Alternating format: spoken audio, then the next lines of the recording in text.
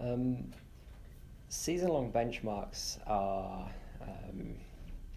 it's what ties evidence-based coaching or performance analysis together, really.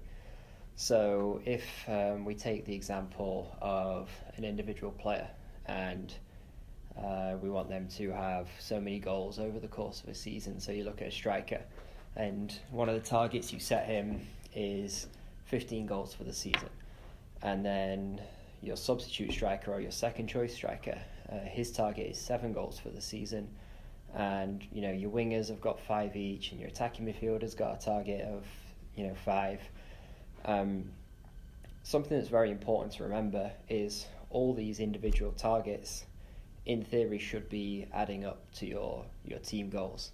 So one thing I've experienced in my time working with professional coaches and working in college is that coaches set targets that are above and beyond what we expect the team to achieve.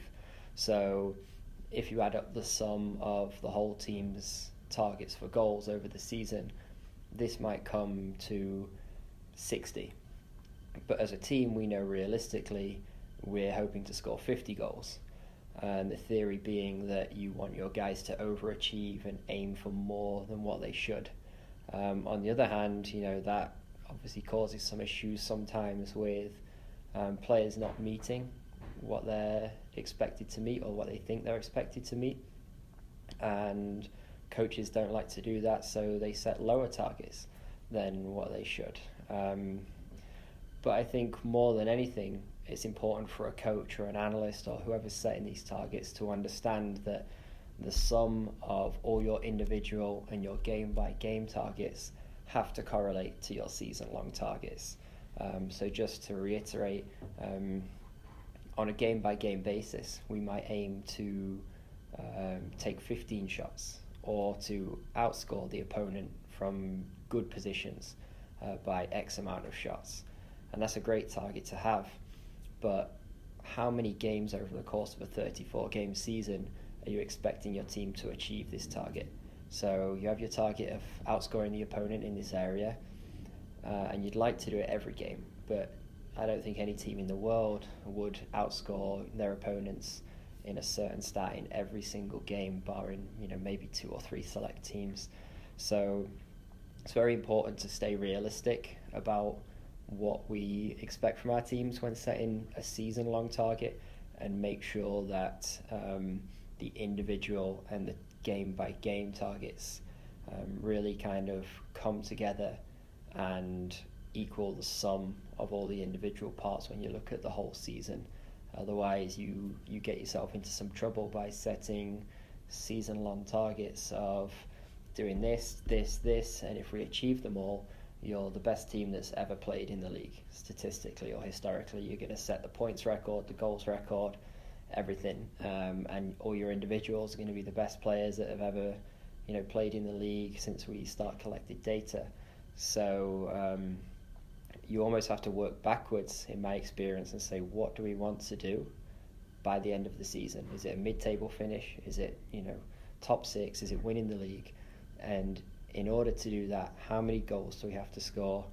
What do we have to do? How many clean sheets? And then one step further, on a game-by-game basis, what does that mean? If we want to score 60 goals, how many shots is that on average? How many games are we expected to meet our targets? Is it 25 games out of 34? Is it 30 games? Is it 20? And then on an individual level, again, you have to make sure that your individual goals meet what the team expectations are and what the season-long expectations are. So it's almost a process of, here's where we want to be, here's how we're going to get there by doing things on a game-by-game basis, and here's how we're going to get there on an individual basis, and they all kind of link together. And at the end of it all, you should have a coherent set of targets that kind of naturally flow from game-by-game, individuals and team, and then what that means over a course of a period of games, and what that should mean for your team over the course of a season. And that's almost how you go about the process of making sure your long-term seasonal targets meet what you're trying to do on an individual game basis. It's a very it's a very complex process. It's not always easy, and sometimes you come up with all these stats and all these metrics that you think are going to be great, and when you look at the course of a season, you realize you have to go back to the drawing board and kind of manage expectations a little bit, or be a bit more realistic about what you're trying to do. But that's why we do it, and that's why it's important to do these things, to make sure we're on track and we're not being unfair to the players and the coaching staff by setting unrealistic expectations.